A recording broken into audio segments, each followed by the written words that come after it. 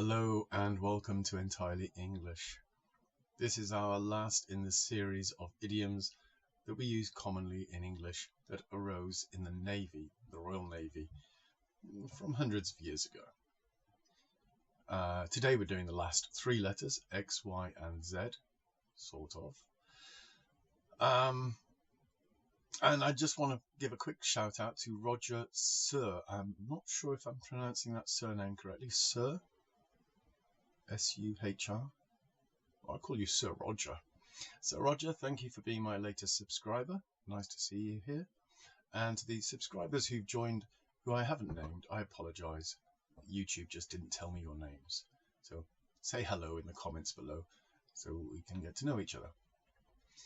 So on to idioms. Our first, beginning with X, is X marks the spot. Now you know this from pirate films, which is where it's most popular. It was the place where treasure was buried. It'd be written on a map, often in those pirate films like Cutthroat Island. The map's in pieces and they have to put them together and find out where the X is. So X marks the spot was the place where the treasure was buried. And we use it these days quite often just to signify that this is the place. This is our plot. X marks the spot, and we've got to just... We will fly from here to Istanbul, and then from Istanbul to Kiev. Once we get out of the airport, we'll take a bus into the centre of the city, and just 2 streets from the last bus stop, X marks the spot. That's our hotel. I'm talking about the place we're heading for. We can use it in other situations as well. You've got an itchy back and you ask your wife, oh, can you scratch me down a bit, left. Oh, X marks the spot. That's exactly the right place. X marks the spot. Let's have a look at the pronunciation actually. X. X is the pronunciation of the letter X. When it begins a word, we say X only when it's EX. Like excessive, exclude. When a word begins with the letter X, it's pronounced like a Z. Xylophone, xylem, xenophobe, not as X. So in those films of the X-Men, where they say Professor Xavier, is wrong.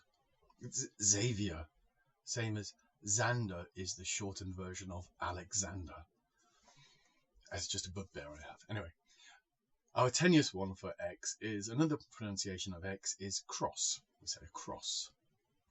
I just wanted to throw this in here because I think it's quite interesting. The Victoria Cross. It's tenuous because it's not an idiom, but it is interesting. This was the highest award for gallantry in the face of an enemy that it is possible to get.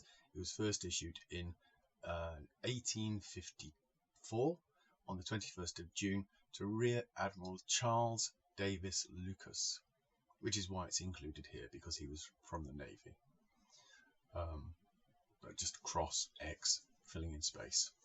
Okay, on to idioms beginning with Y, and our first one, the key word, is yardarm. These are part of the mast construction.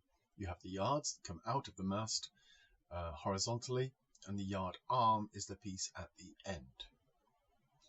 The phrase that is often used is the sun is over the yardarm, or the sun is not yet over the yardarm.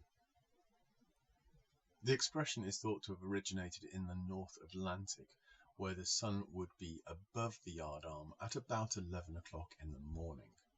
So you're looking from the wheel, you look up the yardarm, and that's there, and then the sun is there.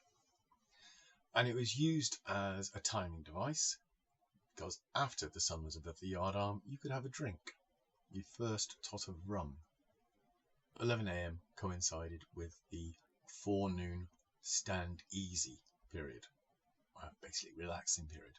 So at 11 o'clock, the officers would go below decks and partake of rum or wine at that time. So if a sailor said to the captain, "Would you care for a drink, sir?" The captain might look up and he'd say, "The sun is not yet over the yardarm. It's not time to drink yet." Or, "The sun is well above the yardarm. Yes, I will have a drink. And it's used like that nowadays. Not by everyone. It's not so common, but people know the expression. So you might be out with some friends, wandering around town, and one says, "Shall we go for a drink?" And you'd say, "Oh, the sun's over the yardarm." It means I'm ready for a drink. Yes, let's go. And the second one, again, not so commonly used now. It was very common in the 1950s in America, and it's yar. Yar was used to describe boats or small ships which were quick, easy to handle, very attractive. So you'd say the ship is yar. And they used it in the 1950s, I think early 1960s films. You'll come across it where the girl looks at the man and says, "Oh my gosh, he is yar." So it's describing somebody who's attractive. I think it's worth knowing because it's one of those phrases that I'm sure is going to come back into fashion. It just sounds so cool. So that's the end of Y, and now Z. Nothing. As I said before, I have zip for Z. The only thing I can think of is zounds. It's not an idiom, it's just an expression, expletive. You might say it, it's the same as like bloody hell, or other not so offensive sounds you might say when you're surprised or hurt. Zounds. It comes from the theatre more than the Navy, so that's why I'm not really including it. So just ignore that part. Anyway, so that is the end of it. That's the end of our naval idioms. These videos, anyway. Naval idioms will continue probably forever. As I said, next the planned series is about British manners. Before I do that, I might do 2 or 3 videos about Christmas traditions, since we're at that season. So to finish off with, I'd like to recite a little poem. Not mine. There are good ships, there are wood ships, there are ships that sail the seas, but the best ships are friendships, and may they ever be. So, those subscribers, thank you for your friendship. I hope you'll stay with me for the next series of videos. If you've enjoyed this, please click the like button. If you want to keep updated with what's coming next, click subscribe. Do leave a comment, any thoughts, any idioms you think I might have missed, or idioms from your country. I know there are, particularly Americans, have their own idioms from the Navy.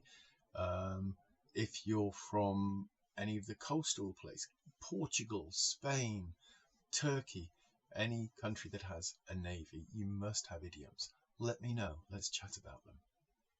Anyway, as I'm going to do some Christmas videos. If you don't come back to see those, I'll wish you a happy Christmas now. Hope to see you soon. Bye-bye now.